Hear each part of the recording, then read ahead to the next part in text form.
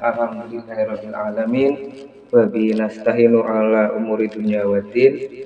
Wassalatu wassalamu ala asrofil anbiya'i wal mursalin sayyidina wa maulana Muhammadin wa ala alihi wa ashabihi wa dzurriyyati ajmain. Amma ba'du. Terima kasih kepada Pak Prawoto yang telah memberikan sedikit waktu untuk ikut menambah ide-ide tentang ekologi. Tadi sudah disampaikan oleh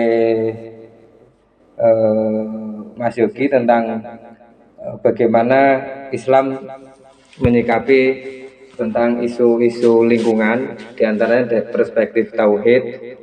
Nah, saya ingin memulai dari pertama, bagaimana melihat alam.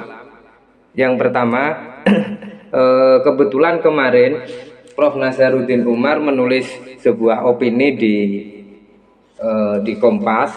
Di situ dijelaskan pendapatnya Karen Armstrong. Karen Armstrong ini adalah penulis buku Sejarah Tuhan dan masih banyak lagi tentang kajian keislaman. Nah, Karen Armstrong dalam pandangannya Nazaruddin Umar itu di opini di Kompas itu, manusia itu dibagi menjadi dua. Yang pertama adalah manusia dikendalikan oleh mitos. Itu yang pertama. Yang kedua, manusia dikendalikan oleh sains atau logos atau logika.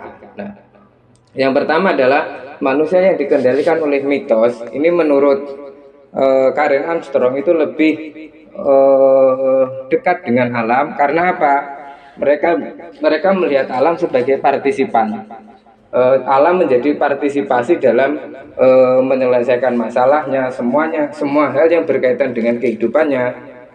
Alam dijadikan bagian daripada kehidupannya tadi. Salah satu contoh, ketika ada sebuah masalah, kalau orang-orang alam dijadikan mitologi, mitos, mereka akan datang ke pohon-pohon besar untuk meminta solusi, entah itu turun hujan, entah itu solusi wabah penyakit dan lain sebagainya. Beda lagi dengan manusia yang dikendalikan oleh sains atau logos. Nah, bagaimana manusia dikendalikan sains atau logos ini? Manusia yang menggunakan logikanya ini cenderung menganggap alam itu sebagai properti menurut ini Karen Armstrong ini. Sehingga apa? Seperti yang dikatakan oleh Mas Yogi tadi, alam sebagai objek dari ciptaan ini. Alam adalah objek untuk dieksploitasi oleh manusia. Nah, yang itu di bukunya ada disebut di bukunya Karen Armstrong, Sacred Nature itu. Nah, kemudian dasar dalam Al-Quran untuk menjaga alam. Apakah ada di dalam Al-Quran untuk itu? Nah itu. Pertama di surat Al-An'am ayat 99, wa huwallazi anzala minas sama'i ma'an fa akhrajna bihi nabata kulli syai'in fa akhrajna minhu qadiran nukhriju minhu habban mutaraqiban wa minan nahli min tal'iha kinwanun daniyatun wa jannatin min a'nabi wa zaituna wa rumana mustabihan wa ghayra mutasyabih unduru ila samarihi ida asmara wa yan'i inna fi dzalikum laayatil liqaumin yu'minun. Ternyata bagaimana Al-Qur'an memandang hubungan manusia dengan alam itu dijelaskan di surat Al-An'am ayat 99, terus 141, Ar-Ra'd ayat 4 dan An-Nahl 11 dan 12. Nah, di surat An-Nahl itu juga disebutkan ayat 60 itu, salah satu fungsi dari alam, yaitu hubungan manusia dan alam itu adalah yang pertama, manusia bisa mengambil manfaat dari alam tersebut. Kemudian yang kedua adalah menjaga dan menjadikan taman yang indah. Di situ disebutkan oleh Syekh Yusuf Al-Qaradawi, al-bahju wa huwa al-hasanu wal jamil. Maksudnya apa? Di antara tugas manusia itu adalah memperbaiki atau membuat taman-taman yang indah. Nah, terus yang berikutnya adalah menjaga alam, bagian dari unsur penting tauhid. Nah, itu di Al-An'am ayat 99 itu inna fi dzalikum laayatil liqaumi yu'minuna. Nah, sehingga kalau kita melihat paradigma bagaimana hubungan manusia dengan alam dalam konteks beribadah itu sebenarnya cukup kuat ya. Cuma kalau dalam ilmu alfiyahnya waqad yasiru alaman bil ghalaba, secara umum kajian-kajian keislaman lebih cenderung kepada tentang ubudiyah, tentang jihad dan lain sebagainya tadi yang berkaitan dengan alam ini belum begitu populis di kalangan umat muslim. Bahkan dalam beribadahnya pun perspektifnya masih perspektif ibadah transendental. Nah, kira-kira itu. Kemudian di dalam hadis, nah kalau sekarang sudah ada dalam Al-Quran, terus di dalam hadis itu disebutkan yang pertama itu mamin muslimin yagrisu ghursan au yasra'u zar'an fayakulu minhu tairun au insanun au bahimatun illa kana lahu shadaqatun. Nah, sesuatu yang umat muslim itu tanam, nah baik nanti itu dimakan oleh burung atau manusia atau hewan, illa kana lahu shadaqah. Nah, dalam riwayat lain wa fi riwayatin ila yaumil qiyamah. Nah, jadi tumbuh-tumbuhan yang dimakan oleh burung yang kita tanam itu akan menjadi sedekah sampai hari kiamat. Terus kemudian ada hadis lagi, man nasoba syajaratan fasobaru ala hifdhiha wal qiyamu 'alaiha hatta tasmaro fa inna lahu fi kulli syai'in yusabu min samriha shadaqatun indallahi azza wa jalla. Yaitu apa? Man nasoba, barang siapa yang lelah, man nasoba syajaratan, menanam sebuah pohon. Nah, seperti Mas Budi itu. Nah, ketika dia lelah dalam menanam pohon apa itu kopinya tadi ya, mana soba saja rotan fasa baru ala hifdhiha, dan dia sabar untuk merawatnya tadi, wal qiyamu alaiha hatta tasmaro. Nah, fa inna lahu fi kulli syai'in yusabu min samriha shadaqatun indallahi azza wa jalla. Nah, capeknya tadi itu dianggap ibadah. Jadi capeknya siapa? Mas Budi ketika menanam pohon apa tadi itu, pohon kopi, itu dalam konteks hadis itu disebut ibadah dan masuk dalam man bata kalai fitola bil halal bata maghfurun lahu. Barang siapa yang capek dalam mencari hal-hal yang halal, nah ini termasuk menanam pohon tadi. Bahkan di sini man nasoba syajaratan, barang siapa yang lelah menanam pohon itu, nah maka ghufirallahu, maka apa? Dosanya diampuni atau capeknya itu dihitung istighfar. Nah, kemudian yang terakhir ini, kalau dalam hadis itu ada sebuah cerita Abu Darda. Nah, jadi Abu Darda itu waktu itu sudah tua. Beliau menanam biji-bijian, terus tetangganya bertanya, loh kenapa kamu menanam ini? Kenapa kamu menanam ini? Bukankah pasti buahnya nanti kamu tidak akan memakannya? Nah, Abu Darda ini menanam ini, dia sebut untuk apa? Untuk orang-orang sesudahnya. Bahkan di hadis yang terakhir ini, qala Rasulullah in qomat as-sa'ah wa fi yadi ahadikum fasilah fa in istata'a alla taquma hatta yagrisaha falyagrisha. Kemudian Rasulullah berkata seperti ini, seandainya akan datang hari kiamat dan di tangan kamu ada biji-bijian, nah fa in istata'a alla taquma hatta yagrisha falyagrisha, jika kamu bisa menanam itu sebelum terjadi kiamat maka tanamlah. Nah, jadi dalam hadis ini ada sebuah perspektif baru. Menanam adalah bagian dari ibadah.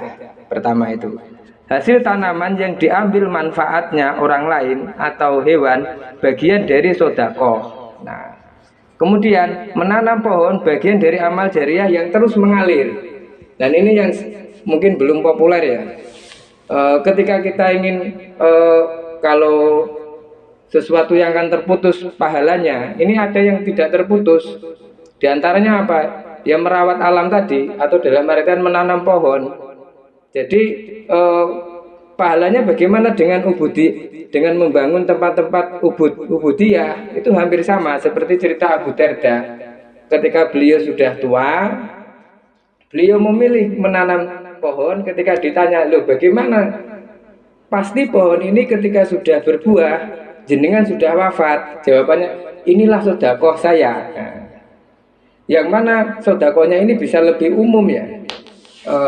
Ini tidak membandingkan dengan tempat-tempat ibadah. Jadi menanam pohon atau menjaga lingkungan itu sama saja. Kita membuat amal yang bersifat mengalir terus-menerus. Tidak hanya waladun solehun ya. Ini semisal di grup ini ada yang mempunyai lahan gitu. Biasanya saya gunakan untuk ibadah. Saya bangun pondok pesantren atau bangun masjid gitu. Nah, ini ada perspektif baru dalam ulumul hadis, dalam ilmu hadis itu apa? Kita tanam pohon itu juga bagian daripada seperti halnya pahalanya seperti bikin masjid dan bikin tempat-tempat pesantren tadi. Karena apa? Di situ akan menjaga ini.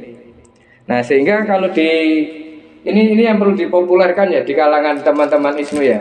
Karena yang saya rasakan sendiri di Pontianak yang banyak orang cerita itu panas sekali.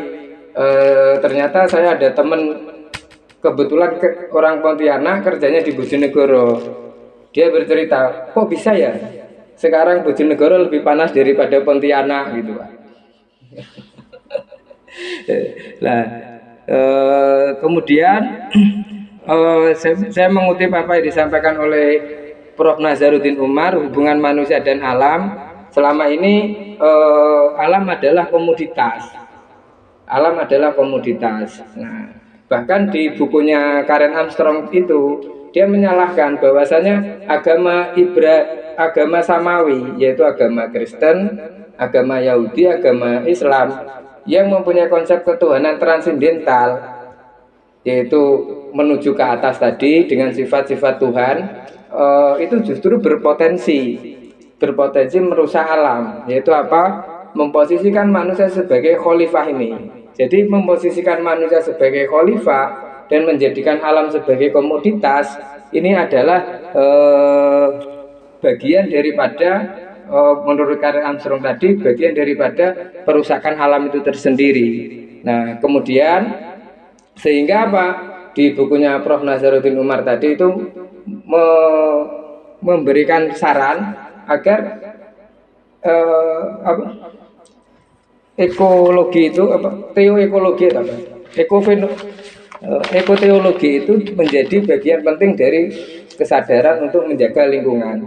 Nah, yang terakhir yang ingin saya sampaikan adalah Doharu al-fasad, qala Allah Ta'ala Doharu al-fasadu fil bari wal bari bima kasabat aidinas, surat Ar-Rum ayat 41 itu, yang menunjukkan bahwasanya kerusakan yang ada di darat dan di laut itu adalah sebab dari manusia. Dan yang terakhir untuk closing statement, saya ingin menyampaikan tafsirnya Thohir Ibnu Asyur di Tahrir wa Tanwir itu, summalatus alunna yauma idin anin naimi. Nah, perbedaan antara naim ini, bahwasanya manusia pasti nanti akan diminta bertanggungjawabkan terhadap naim, yang ini sering saya ceritakan, yaitu apa perbedaannya dengan nikmat. Nah, dan naim ini, kalau naim itu adalah hal-hal yang di luar dari tubuh manusia.